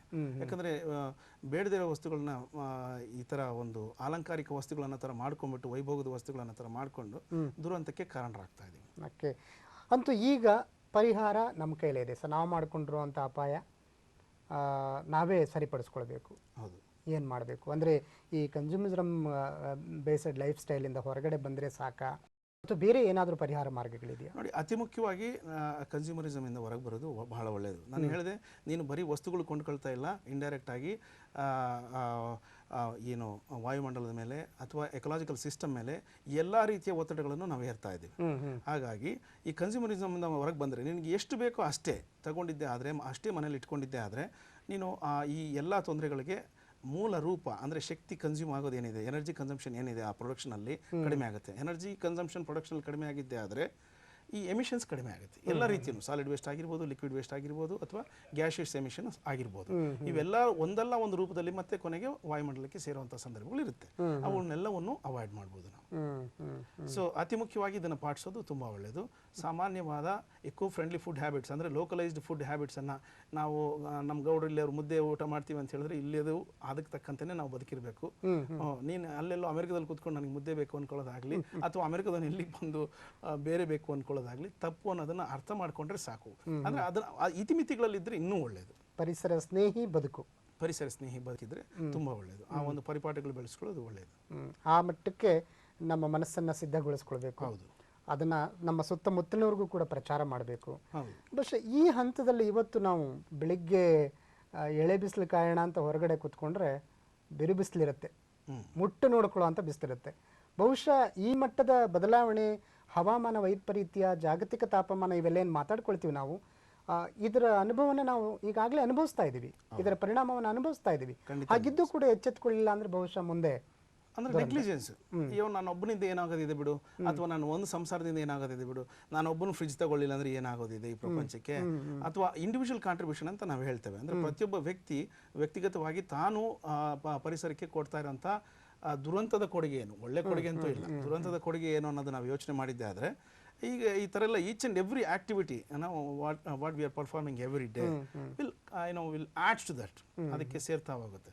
ಹಾಗಾಗಿ ಆ ಒಂದು ನಮ್ಮ ಲೈಫ್ ಸ್ಟೈಲನ್ನು ಕಂಟ್ರೋಲ್ ಮಾಡೋದು ತುಂಬ ಒಳ್ಳೆಯದು. ಒಂದು ಸರಿ ಯೋಚನೆ ಮಾಡಿ, ಅನ್ಸೈಂಟಿಫಿಕ್ ಡೆವಲಪ್ಮೆಂಟ್ ಆಫ್ ಸಿಟೀಸ್ ಅಂತ ನಾವು ಇನ್ನೊಂದು ಮಾತಿದೆ. ವಿಪರೀತವಾಗಿ ಅಗ್ಲಾಮರೇಟೆಡ್ ಅಂದರೆ ತುಂಬ ಕಂಜೆಸ್ಟೆಡ್ ಸಿಟೀಸ್ನ ನಾವು ಡೆವಲಪ್ ಮಾಡ್ತಾ ಇದ್ದೇವೆ. ಅದಕ್ಕೆ ಕಾರಣಗಳು ಏನಾದರೂ ಇರ್ಬೋದು, ನೀವು ಏನಾದರೂ ಹೇಳಿ, ರಾಜಕೀಯ ಅಂದರೆ ಪೊಲಿಟಿಕಲ್ ಸಿಸ್ಟಮ್ ಅಂತ ಹೇಳಿ ಏನಾದರೂ ಹೇಳಿ, ಅಥವಾ ರಿಸೋರ್ಸ್ ಹೆಚ್ಚಿಗೆ ಇರುವಂಥ ಮಾತುಗಳಂತ ಹೇಳಿ. ಈಗ ಬರೀ ಮೇಕ್ರಿ ಸರ್ಕಲಿಂದ ರಾಜಭವನ ಹತ್ರ ಹೋಗ್ಬೇಕಂದ್ರೆ 1 ಗಂಟೆ ಟೈಮ್ ತಗೊಳ್ತಾ ಇದ್ದೀವಿ. ಬೆಂಗಳೂರಲ್ಲಿ ಎಷ್ಟೋ ಲಕ್ಷ ವೆಹಿಕಲ್ಸ್ ಇದೆ, ಬರೀ 30 ಲಕ್ಷ ಅಂತ ಇಟ್ಕೊಳ್ಳೋಣ. 30 ಲಕ್ಷ ವೆಹಿಕಲ್ಸ್ಗಳು ಒಂದು ದಿನಕ್ಕೆ, ಒಂದು ದಿನ ಈ ಬರೀ ಸಿಗ್ನಲ್ಗಳಲ್ಲಿ ನಿಂತ್ಕೊಂಡು ಅಥವಾ ಬೇಗ ಹೋಗೋ ತಲುಪೋ ಜಾಗನ ಲೇಟಾಗಿ ತಲುಪಿ ಆ ಸಿಗ್ನಲ್ಗಳಲ್ಲಿ ನಿಂತ್ಕೊಳ್ಳೋ ಒಂದು ಇದರಿಂದ ಹರಡ್ಲಿಂದ ಒಂದು ಅರ್ಧ ಲೀಟ್ರ್ ಒಂದು ದಿನಕ್ಕೆ ಒಂದು ವೆಹಿಕಲ್ ಹೆಚ್ಚಿಗೆ ಕನ್ಸ್ಯೂಮ್ ಆಗ್ತಾ ಇದೆ ಅಂತ ಇಟ್ಕೊಳ್ಳೋಣ. 1 ಲೀಟರ್ ಬೇಡ, ಅರ್ಧ ಲೀಟರ್. 1 ಲೀಟರ್ ಇಟ್ಕೊಂಡೆ 30 ಲಕ್ಷ ವೆಹಿಕಲ್ ಇಂದ 30 ಲಕ್ಷ ಲೀಟರ್ ಒಂದು ದಿನಕ್ಕೆ ಅನಾವಶ್ಯಕವಾಗಿ ಖರ್ಚಾಯ್ತು. ಅದು ಮಾತು ನಿಜ. 1 ಲೀಟರ್ ಬೇಡ, ಹಾಳಾಗ್ತಿರೋದು ಬರೀ ಅರ್ಧ ಲೀಟರ್ ಒಂದು ವೆಹಿಕಲ್ ಇಂದ ಒಂದು ದಿನಕ್ಕೆ, ಅದು ಪೆಟ್ರೋಲ್ ರೂಪದಲ್ಲಾಗಿರಲಿ, ಡೀಸೆಲ್ ರೂಪದಲ್ಲಾಗಿರಲಿ ಹಾಳಾಗಿ ಹೋಗ್ತಾ ಇದೆ because of is unscientific development of your cities ಅಂತ ಯೋಚನೆ ಮಾಡಿದ್ದಾದ್ರೆ 15 ರಿಂದ 30 ಲಕ್ಷ ಲೀಟರ್ನಷ್ಟು ಫ್ಯೂಯಲ್ ಒಂದು ದಿನಕ್ಕೆ ಅನ್ಯಾಯವಾಗಿ ಹಾಳು ಮಾಡ್ತಾ ಇದೆ. ಇನ್ನು ಒಂದು ವರ್ಷಕ್ಕೆ ಯೋಚನೆ ಮಾಡಿ, ಮತ್ತೆ ಅದು ಒಂದು ವರ್ಷಕ್ಕೆ ಯೋಚನೆ ಮಾಡಿ, ಒಂದು ಮೇಲ್ಗಡೆ ಹೋಗಿ ಅಪಾಯ ಮಾಡೋದು ಒಂದು. ಎರಡನೇದು, ಈ 15 ಲಕ್ಷ ಲೀಟರ್ ಒಂದು ದಿನಕ್ಕೆ ಬೇಕಾಗಿರೋದು ಅಥವಾ 30 ಲಕ್ಷ ಲೀಟರ್ ಒಂದು ದಿನಕ್ಕೆ ಬೇಕಾಗಿರುವಂಥ ಒಂದು ಸಂಪತ್ತನ್ನು ನನ್ನ ಮಕ್ಕಳಿಗೆ ಅಥವಾ ನೆಕ್ಸ್ಟ್ ಜನರೇಷನ್ಗೆ ಬೇಕಾಗಿತ್ತು ಅನ್ನೋದನ್ನು ಈಗ ಕಬಳಿಸಿ ತಿಂತಾ ಇದ್ವಿ. ನಿನಗೆ ಪರ್ಚೇಸ್ ಪವರ್ ಇದೆ ಅನ್ನೋ ಒಂದೇ ಮಾತಿಗೆ. ನಾವು ಅದಕ್ಕೆ ಸರ್ ಆರಂಭದಲ್ಲಿ ಒಂದು ಮಾತನ್ನು ಕೊಟ್ವಿ. ಈ ಭೂಮಿ ಅಥವಾ ಭೂಮಿ ಮೇಲಿರುವಂಥ ಎಲ್ಲ ಸಂಪತ್ತುಗಳು, ನಮ್ಮ ವಾತಾವರಣದಲ್ಲಿರುವಂಥ ಎಲ್ಲ ಸಂಪತ್ತುಗಳು ಹಿರಿಯರು ಕೊಟ್ಟಿರುವಂಥ ದಾನ ಅಲ್ಲ, ಕೊಡುಗೆ ಅಲ್ಲ, ಕಿರಿಯರು ಕೊಟ್ಟಿರುವಂಥ ಭಿಕ್ಷೆ. ನೀವು ಮರುಪಾವತಿ ಮಾಡಬೇಕಾದ ಸಾಲ ನಾವು ಒಂದು ಮಾತು ಹೇಳ್ತಾ ಇದ್ದೀರಿ. ಹಿರಿಯರು ಕೊಟ್ಟಂಥ ದಾನ ಅಲ್ಲ, ಕಿರಿಯರಿಂದ ತಗೊಂಡ್ರಂಥ ಸಾಲ ಅಂತ. ಅದನ್ನು ಸ್ವಲ್ಪ ಬದಲಾವಣೆ ಮಾಡಿದ್ರೆ ಇನ್ನೂ ಒಳ್ಳೆಯದು. ಹಿರಿಯರಿಂದ ಕೊಟ್ಟಿರುವಂಥ ದಾನ ಅಂತ ಖಂಡಿತ ಅಲ್ಲ, ಕಿರಿಯರಿಗೆ ಮರುಪಾವತಿಸಬೇಕಾಗಿರುವಂಥ ಸಾಲ ಇದು. ಅಂದರೆ ಕೊಡದಲ್ಲೇ ಹೋಗಿ ತಪ್ಪಿಸ್ಕೊಳ್ಳೋಂಗಿಲ್ಲ ನೀವು, ಅರ್ಥ ಆಯ್ತಲ್ವಾ? ಕಿರಿಯರಿಂದ ಪಟ್ಟ ಸಾಲ ನಿಜ, ಮರುಪಾವತಿಸಬೇಕಾದ ಗುಡ್ ಕಂಡೀಷನ್. ನೀನು ಮರುಪಾವತಿ ಹೆಂಗಂಗೆ ಮಾಡಿಕೊಟ್ರಲ್ಲ, ಡ್ಯಾಮೇಜ್ ಕಂಡೀಷನ್ ಅಲ್ಲ, ನಿಮ್ಮ ಹೌಸ್ ರೆಂಟ್ ಕಂಡೀಷನ್ ಆಗ್ತಿರಲ್ವಾ, ನೀನು ಏನೋ ಆಗಿರು ಇಷ್ಟು ವರ್ಷ ನೀನು ಮನೇಲಿ ಇರು, ಆದರೆ ಬಿಟ್ಟು ಹೋಗುವಾಗ ಅದು ಇದು ಏನಾದರೂ ರಿಪೇರಿಗಳಿದ್ರೆ ನಿನ್ನ ಖರ್ಚಲ್ಲಿ ನೀನು ಮಾಡಿಕೊಡು. ಅರ್ಥಾತ್ ಈ ಜನರೇಷನ್ ಏನಿದೆ ಈ ಭೂಮಿ ಮೇಲೆ, ನೆಕ್ಸ್ಟ್ ಜನರೇಷನ್ ಬಗ್ಗೆ ನೀವು ಯೋಚನೆ ಮಾಡುವಂಥ ಒಂದು ಸಂಸ್ಕೃತಿ ನಿಮಗಿದ್ರೆ, ಆ ವಿವೇಕ ನಿಮಗಿದ್ರೆ, ಅವರಿಗೆ ನೀವು ಆ ಮನೆ ಖಾಲಿ ಮಾಡುವಾಗ ಹೇಗೆ ರಿಪೇರಿ ಮಾಡಿ ನಿಮ್ಮ ಖರ್ಚಲ್ಲಿ ಕೊಟ್ಟು ಹೋಗ್ತಿರೋ, ಈ ಪರಿಸರನೂ ಸಹ ಅದೇ ರೀತಿ ರಿಪೇರಿ ಮಾಡಿ ಸುಸ್ಥಿತಿಯಲ್ಲಿ ಕೊಟ್ಟೋಗುವಂಥ ಒಂದು ಮಹತ್ತರವಾದ ಜವಾಬ್ದಾರಿ ನಮ್ಮೆಲ್ಲರ ಮೇಲಿದೆ. ಸರ್, ಈ ಹಂತದಲ್ಲಿ ಮುಖ್ಯವಾಗಿ ಜನಸಾಮಾನ್ಯರಲ್ಲಿ ಒಂದು ಅರಿವಿನ ಜಾಗೃತಿ, ಅರಿವಿನ ಆಂದೋಲನ ಆಗಬೇಕು. ಅಲ್ಲಲ್ಲೇ ಆಗ್ತಾ ಇದೆ, ಅದು ಇನ್ನೂ ದೊಡ್ಡ ಪ್ರಮಾಣದಲ್ಲಿ ಆಗಬೇಕು. ಆ ಅರಿವಿನ ಆಂದೋಲನದಲ್ಲಿ ತಾವು ಕೂಡ ಭಾಗಿಯಾಗಿದ್ದೀರಿ. ಮುಖ್ಯವಾಗಿ ಈ ಕೇವಲ ಒಬ್ಬ ಅಧಿಕಾರಿಯಾಗಿ ಮಾತ್ರ ನೋಡೋದಲ್ಲದೆ ಜನಸಾಮಾನ್ಯನಾಗಿ ಪರಿಸರ ಮುಖಿ ಚಿಂತನೆ ಉಳ್ಳಂಥ ಜಾಗೃತ ಮನಸ್ಸಿನವರಾಗಿ ಮಾಡಲೇಬೇಕಾದಂಥದ್ದು ಎಷ್ಟು ಮಟ್ಟಿಗೆ ಆ ಕೆಲಸ ಸಾಗ್ತಾ ಇದೆ ತಮ್ಮ ಕಡೆಯಿಂದ? ಇಲ್ಲ, ನಾನು ಈ ಒಂದು ವಿಷಯದಲ್ಲಿ ನಿಜವಾಗ್ಲೂ ಇನ್ವಾಲ್ವ್ ಆಗಿದ್ದೇನೆ. ಅಂದರೆ ಬಹಳಷ್ಟು ಮಕ್ಕಳಲ್ಲಿ ನಾನು ಮಕ್ಕಳನ್ನೇ ಹೆಚ್ಚಾಗಿ ಒಂದು ಉದ್ದೇಶ ಇಟ್ಕೊಂಡು ಟಾರ್ಗೆಟ್ ಇಟ್ಕೊಂಡು ಕೆಲಸ ಮಾಡಿದ್ದೇನೆ. ಯಾಕೆ ಅಂತ ಕೇಳಿದ್ದೆ ಆದರೆ ನೋಡಿ, ಈ ಮಕ್ಕಳು ಬಂದು ಈ LIC ಪಾಲಿಸಿ ಥರ ಈಗ 10 ರೂಪಾಯಿ ಇನ್ವೆಸ್ಟ್ ಮಾಡಿದ್ದು ಒಂದು 10 ವರ್ಷ ಆದಮೇಲೆ 10 ಲಕ್ಷ ಆಗಿ ಹೊರಗಡೆ ಬರುತ್ತೆ. ಅದು ಈ ದೊಡ್ಡವರು ಇದ್ದಾರೆ ನೋಡಿ, ಇವತ್ತು 1 ಲಕ್ಷ ಇನ್ವೆಸ್ಟ್ ಮಾಡಿದ್ರು ನಾಳೆ ಬಂದು ಅದು 10 ರೂಪಾಯಿಗೂ ಬೆಲೆ ಬಲ್ದಿರುವಂಥ ಒಂದು ವಸ್ತು ಆಗೋಗ್ಬಿಡುತ್ತೆ ದೊಡ್ಡವ್ರ ಮೇಲೆ ಇನ್ವೆಸ್ಟ್ ಮಾಡಿದ್ರೆ. ಹಾಗಾಗಿ ನೀವು ಏನಾದರೂ ಮಕ್ಕಳಿಗೆ ತಿಳಿಸಿ ಹೇಳಿದ್ದೆ ಆದರೆ ಮಕ್ಕಳು ಅವರ ಒಂದು ಯೋಚನೆ, ಅವರ ಒಂದು ಬ್ರೈನ್ ಸೆಟ್ ಹೇಗಿರುತ್ತೆ, ಮೈಂಡ್ ಸೆಟ್ ಹೇಗಿರುತ್ತೆ ಅಂದರೆ ಅವರು ಒಂದು ಸ್ಪಂಜ್ ಥರ ಎಲ್ಲಿಟ್ರು ಅಬ್ಸರ್ವ್ ಮಾಡ್ತಾ ಇರ್ತಾರೆ. ಒಳ್ಳೆ ನೀರಲ್ಲಿ ಅಬ್ಸರ್ವ್ ಮಾಡ್ಕೊಳ್ಳುತ್ತೆ, ಪರ್ಫ್ಯೂಮ್ ಅಲ್ಲಿ ಅಬ್ಸರ್ವ್ ಮಾಡ್ಕೊಳ್ಳುತ್ತೆ, ಚರಂಡಿ ನೀರಲ್ಲಿ ಅಬ್ಸರ್ವ್ ಮಾಡುತ್ತೆ. ಹಾಗಾಗಿ ಒಳ್ಳೇದು ಏನು ಅಂತ ತಿಳಿಸಿ ಹೇಳುವಂಥ ಪ್ರಯತ್ನ ನಾವು ಮಾಡೋಣ ಅನ್ನೋದು ನನಗೆ. ಮತ್ತು ಮಕ್ಕಳಿಗೆ ಏನು ಹೇಳಿದ್ರು ಸಹ ಅದು ಇನ್ಪ್ರಿಂಟ್ ಆಗ್ತಾ ಹೋಗುತ್ತೆ ಅವನ ಮನಸ್ಸಲ್ಲಿ. ಈ ಆಡಿ ರಾಗ ಹೊಗಳಿ ರೋಗ ಅಂತಾರಲ್ಲ, ಹಾಗೆ ಇವರಿಗೆ ನಾವು ದಿನೇ ಅವರ ಒಂದು ದೈನಂದಿನ ಕಾರ್ಯಚಟುವಟಿಕೆಗಳ ಜೊತೆ ಇಂಥ ವಿಷಯಗಳನ್ನ ಹೇಳ್ತಾ ಹೋದರೆ ಈಗಿದೆ, ಈಗಾಗುತ್ತೆ ಅಂತ ಹೇಳ್ತಾ ಹೋಗಿದ್ದೆ ಆದರೆ ಅವರು ಮುಂದೆ ಏನೋ ಒಂದು ಆಗ್ತಾನೆ ಜೀವನದಲ್ಲಿ. ಅವನೊಬ್ಬ ಇಂಜಿನಿಯರ್ ಆಗ್ಬೋದು, ಡಾಕ್ಟರ್ ಆಗ್ಬೋದು, ಕಸ ಹೊಡೆಯನ್ ಆಗ್ಬೋದು, ಪೊಲಿಟಿಷಿಯನ್ ಆಗ್ಬೋದು. ಆ ದಿನ ಈ ವಿಷಯಗಳನ್ನ ಅವನ ತಲೆಯಿಂದ ಹೊರಗಡೆ ತೆಗಿತಾನೆ. ನೀನು ಸೋಷಿಯಲ್ ನೆಟ್ವರ್ಕಲ್ಲಿ ಅವನು ಏನು ಬರ್ತಾನಲ್ವ, ಬಂದ ನಂತರ ಈ ಪರಿಸರ ಸ್ನೇಹಿ ವಿಷಯಗಳನ್ನ ಅವನು ಹೊರಗಡೆ ತೆಗೆದು ಕೆಲಸ ಮಾಡೋಂಥ ಸಂದರ್ಭಗಳು ಹೆಚ್ಚಿರುತ್ತೆ. 100 ಜನದಲ್ಲಿ 30 ಜನ ಈ ಕೆಲಸ ಮಾಡಿದ್ರು ಎಷ್ಟೋ ಬದಲಾವಣೆಗಳನ್ನ ಮಾಡ್ಬೋದು. ಅಟ್ಲೀಸ್ಟ್ ಸಾಯೋರು ಒಂದು 30 ವರ್ಷ ಲೇಟಾಗಿ ಸಾಯಬಹುದು. ಅಂದರೆ ನಿಮ್ಮ ಸಂತತಿ ಮನುಕುಲ ಏನಿದೆ ಒಂದು 30 ವರ್ಷ, ಇನ್ನೂ 30 ವರ್ಷ ಅಂದ್ರೆ ನಾನು ಹೇಳ್ತಾ ಇರೋದು ನೀವು in terms of hundreds thousands of years ತಗೋಬಹುದು. ಆ ಥರ ಎಕ್ಸ್ಟೆಂಡ್ ಆಗುತ್ತೆ. 30% of your lifetime, I mean to say your human being lifetime on this earth will extend further extend. ಹಾಗಾಗಿ ಮಕ್ಕಳನ್ನ ಟಾರ್ಗೆಟ್ ಮಾಡಬೇಕು. ನೀನು ದೊಡ್ಡವ್ರಿಗೆ ಹೇಳಿ ಅವನು ಈಗ ಸಂಜೆ ಆದ ತಕ್ಷಣ ಆಫೀಸಿಂದ ಹೋದ ತಕ್ಷಣ ಇನ್ನೊಂದು ರೂಮ್ ಕಟ್ಟಬೇಕಿತ್ತು, ಬಾಡಿಗೆ ಸ್ವಲ್ಪ ಜಾಸ್ತಿ ತಗೋಬೇಕಿತ್ತು, ಮಗಳಿಗೆ ಮದುವೆ ಮಾಡಬೇಕಿತ್ತು, ಮಗನಿಗೆ ಇಂಜಿನಿಯರಿಂಗ್ ಸೀಟ್ ಕೊಡಿಸ್ಬೇಕಿತ್ತು, ಇದು ಯೋಚನೆ ಮಾಡ್ತಾನೆ. ನಿನ್ನ ಮಕ್ಕಳ ಹತ್ರ ಬಂದರೆ ಈ ವಿಷಯನ ಅವತ್ತು ಅದೇ ಕೇಳ್ತಾರೆ. ಅವರು ನಿನ್ನ ಹತ್ರ ಅದೇ ವಿಷಯನೇ ಕೇಳ್ತಾರೆ. ನಿನ್ನ ಹತ್ರ ಏನಾದರೂ ಮಕ್ಕಳು ಬಂದು ಕೇಳಲಿಕ್ಕೆ ಹೋದರೆ ನೀನು ಅವರಿಗೆ ಆ ಸಂಯಮನೇ ಇಲ್ಲ, ಅವ್ರಿಗೆ ಆನ್ಸರ್ ಮಾಡುವಂಥ ಸಂಯಮನೇ ನಿಮಗೆ ಇಲ್ಲ. ಯೋಚನೆ ಮಾಡಿ ಅವ್ರು ಏನು ಕೇಳಲಿಕ್ಕೆ ಬರ್ತಾನೆ ನಾನು ಸಹ ಕೇಳಲಿಕ್ಕೆ ಇಲ್ಲ. ಯಾಕಂದರೆ ನಿಂದೆಲ್ಲ ಬರೀ productive mind, productive with respect to finance. ಹೌದು, ಅದು ಮಾತ್ರ ಬೇಕು, ಹಣದ ಹಿಂದೆ ಹೋಗುವಂಥದ್ದು. ಅಂದರೆ ತಂದೆ ತಾಯಿಗಳು, ಪೋಷಕರು ಅಥವಾ ಶಾಲಾ ಕಾಲೇಜುಗಳು ಈ ಮಟ್ಟದ ದೊಡ್ಡ ಜವಾಬ್ದಾರಿಯನ್ನು ಅರ್ಥ ಮಾಡ್ಕೊಳ್ಬೇಕಾಗತ್ತೆ, ಅದನ್ನು ನಿಭಾಯಿಸಲೇಬೇಕಾಗತ್ತೆ.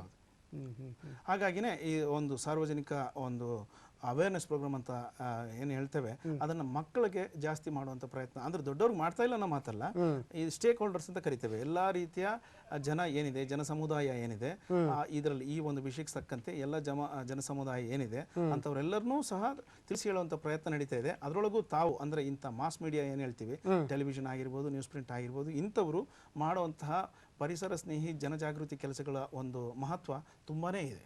ಹಾಗಾಗಿ ಅವರುಗಳು ಇಂಥ ಕೆಲಸ ಮಾಡುವಂಥ ಪ್ರಯತ್ನ ಮಾಡಬೇಕಿದೆ. ವಿಶೇಷವಾಗಿ ಇವತ್ತು ಆ ತ್ಯಾಜ್ಯದ ಬೇರೆ ಬೇರೆ ತ್ಯಾಜ್ಯಗಳ ಜೊತೆ ವಿಶೇಷವಾದಂಥ ತಜ್ಞತೆಯನ್ನು, ಸಂಶೋಧನೆಯನ್ನು ಮಾಡೋದಕ್ಕೆ ಹೊರಟಿರುವಂಥವ್ರು ತಾವು. ಯಾಕೆ ಆ ಥರದ ಒಂದು ಇಂಟ್ರೆಸ್ಟ್ ಬಂತು ತಮಗೆ? ನೋಡಿ, ಈಗ ತ್ಯಾಜ್ಯ ಅಂದ ತಕ್ಷಣ ವೇಸ್ಟ್, ಸರಿ ತಾನೆ? ವೇಸ್ಟ್ ಮೆಟೀರಿಯಲ್, ಬೇಡದೇ ಇರೋ ವಸ್ತುಗಳ ಬಗ್ಗೆ ನಾವೇನಾದರೂ ಯೋಚನೆ ಮಾಡಿದ್ದೆ ಆದರೆ ಅಲ್ಲಿ ಅನಾಹುತ ಆಗ್ತಾ ಇದೆ ಅನ್ನೋ ಒಂದು ವಿಷಯ ನಿನಗೆ ಅರ್ಥ ಆಗಿರುತ್ತೆ. ಅಂದರೆ ಇಂಥ ಬೇಡದೇ ಇರೋ ತ್ಯಾಜ್ಯಗಳನ್ನು ನಾವು ಸರಿಯಾಗಿ ವೈಜ್ಞಾನಿಕವಾಗಿ ನಿಭಾಯಿಸಲಿಲ್ಲ ಅನ್ನೋ ಒಂದು ಮಾತು ಬಂದರೆ ಅಲ್ಲಿಂದ ಮನುಕುಲಕ್ಕಾಗಲಿ, ಪ್ರಾಣಿಗಳಿಗಾಗಲಿ, ಅಥವಾ ಒಟ್ಟಾರೆ ನಮ್ಮ ಎಕಲಾಜಿಕಲ್ ಸಿಸ್ಟಮ್ಗೆ, ಪ್ರಕೃತಿಗೆ ತೊಂದರೆ ಆಗುವಂಥ ಸಂದರ್ಭಗಳು ಹೆಚ್ಚಿದೆ ಅನ್ನೋ ಮಾತು ನಿಮ್ಗೆ ಅರ್ಥ ಆಗಿದೆ. ಇದನ್ನು ಬರೀ ನಾವು ಹೇಳ್ತಾ ಇದ್ರೆ ಎಷ್ಟು ಜನಕ್ಕೆ ಕೇಳಬೇಕು? ಹಾಗಾಗಿ ಎಲ್ಲರಿಗೂ ಈ ವಿಷಯನ ಹೇಳಿದ್ದೆ ಆದರೆ, ಜನಗಳಿಗೆ ವಿಷಯ ತಲುಪಿದ್ದೆ ಆದರೆ, ಒಂದು ಮಾಸ್ ಅವೇರ್ನೆಸ್ ಕ್ರಿಯೇಟ್ ಮಾಡಿದ್ದೆ ಆದರೆ ಒಂದು ಒಳ್ಳೆ ಫಲಿತಾಂಶ ಬರೋ ಒಂದು ಸಂದರ್ಭಗಳು ಹೆಚ್ಚು. ಹಾಗಾಗಿ ಈ ಒಂದು ಅವೇರ್ನೆಸ್ಗೆ ಇಂಪಾರ್ಟೆನ್ಸ್ ಕೊಡಬೇಕು ಅನ್ನೋ ಒಂದು ವಿಷಯ ನನಗೆ ಅರ್ಥ ಆಗಿ, ಅಂದರೆ ನನಗೆ ಆ ವಿಷಯನ ಮನಗಂಡು ಈ ಮಕ್ಕಳಿಗೆ ಅವೇರ್ನೆಸ್ ಕ್ರಿಯೇಟ್ ಮಾಡುವಂಥ ಕೆಲಸಗಳಲ್ಲಿ ನಾನು ಇನ್ವಾಲ್ವ್ ಆಗಿದ್ದೇನೆ. ಆಫೀಸ್ ಅವರ್ಸಲ್ಲ, ಆಫೀಸ್ ಅವರ್ಸ್ ನಂತರ ಹಾಲಿಡೇಸಲ್ಲಿ, ಸಂಡೇಸ್ ಕರೆದ್ರು ಸಹ ಶಾಲಾ ಕಾಲೇಜುಗಳಿಗೆ ಹೋಗಿದ್ದೇನೆ, ಹೋಗಿ ಪಾಠ ಮಾಡಿ ಬಂದಿದ್ದೇನೆ. ಅದು ನನ್ನ ರಾಜ್ಯದಲ್ಲ, ಬೇರೆ ರಾಜ್ಯದವರು ಸಹ ಕರೆದ್ರು ಹೋಗಿದ್ದೇನೆ ನಾನು. ಹೋಗಿ ಅವರಿಗೆ ಈ ವಿಷಯ ಹೇಗಿದೆ, ನಾವು ಹೇಗೆ ಬದುಕ್ತಾ ಇದ್ದೇವೆ, ನಮ್ಮ ಬದುಕಿಗೂ ಬದುಕಿಗೂ ಎಕಲಾಜಿಕಲ್ ಸಿಸ್ಟಮ್ ಅಂದರೆ ಪ್ರಕೃತಿಗೂ ನಮ್ಮ ಬದುಕಿಗೂ ಏನು ಸಂಬಂಧ ಇದೆ, ನಾವು ಇದರೊಳಗೆ ಯಾರು, ಪ್ರಕೃತಿಯಲ್ಲಿ ನಾವು ಇದರೊಳಗೆ ಯಾರು ಅನ್ನೋ ವಿಷಯನೂ ಸಹ ತಿಳಿಸಿ ಹೇಳೋ ಪ್ರಯತ್ನಗಳು ಖಂಡಿತ ಮಾಡಿದ್ದೇನೆ. ಹಾಗಾಗಿ ನಮ್ಮ ಜೀವನ ರೀತಿ ನೀತಿಗಳನ್ನ ನಾವು ಹೇಗೆ ರೂಪಿಸ್ಕೋಬೇಕು, ಎಷ್ಟಿದ್ರೆ ಸಾಲದು ನಮ್ಗೆ ಹೇಳಿ ನೋಡೋಣ. ಹ್ಮ್ ಹ್ಮ್ ಹ್ಮ್ ಎಷ್ಟಿದ್ರೆ ಸಾಲದು, ಎಷ್ಟಿದ್ರೆ ನಾವು ಮಾಡಬೇಕು, ಎಷ್ಟು ಮಾಡಿಡ್ಬೇಕು ಹೇಳಿ ನೋಡೋಣ. ಅಂದ್ರೆ ಪ್ರತಿಯೊಬ್ಬರಿಗೂ ಆ ಥರದ ಒಂದು ಒಳಗಿನ ತುಡಿತ ಬೇಕು ಅಂತೀರಿ. ಹೌದು, ಖಂಡಿತ ಇದ್ರೆ ಅಧಿಕಾರಿ ಆಗಿರ್ಲಿ ಅಥವಾ ಜನಸಾಮಾನ್ಯ ಆಗಿರ್ಲಿ, ಅಧಿಕಾರಿ is a part of lifestyle. ಅವನೊಬ್ಬ ಈಸ್ ಅ ಕ್ರಿಯೇಟೆಡ್ ಪರ್ಸನ್ ಅಷ್ಟೇ. ನಿನಗೆ ಬೇರೆ ಡೆಸಿಗ್ನೇಷನ್ ಕೊಟ್ಟಿದ್ದಾರೆ ಅಷ್ಟೇ. Is a part of human being ಆಗಿರೋ ಪ್ರತಿಯೊಬ್ಬರಿಗೂ ತಿಳಿಸಿ ಹೇಳೋ ಕೆಲಸ ನಿನಗೆ ಹೇಳಿ, because you will become a small judge there ಅಲ್ವಾ. ಖಂಡಿತ ಸರ್, ಬಹಳಷ್ಟು ಉಪಕಾರಿಯಾದಂಥ ಮಾತುಗಳು, ಮಾಹಿತಿಗಳು ಈ ಸಂಚಿಕೆಯಲ್ಲಿ ಕೊಟ್ಟಿದ್ದೀರಿ. ಇವೆಲ್ಲವೂ ಕೂಡ ನಮ್ಮ ಜನಸಾಮಾನ್ಯರನ್ನು ಜಾಗೃತಗೊಳಿಸಿದೆ ಮತ್ತು ನಮ್ಮ ಸುತ್ತಲ ಪರಿಸರವನ್ನು, ಭೂಮಿ ಇರ್ಬೋದು, ಆಕಾಶ ಇರ್ಬೋದು, ವಾತಾವರಣ ಇರ್ಬೋದು, ಈ ಎಲ್ಲ ಪರಿಸರವನ್ನು ಉಳಿಸ್ಕೊಳ್ಳೋದಕ್ಕೆ ಬೇಕಿರುವಂಥ ಮಾಹಿತಿಗಳನ್ನು ಕೊಟ್ಟಿದ್ದೀರಿ.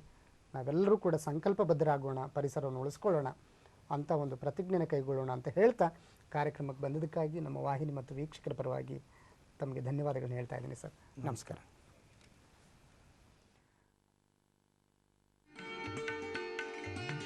ಹರಳೂರು ಶಿವಕುಮಾರ್ ಅವರು ಶಿಕ್ಷಕ ಮತ್ತು ಲೇಖಕ.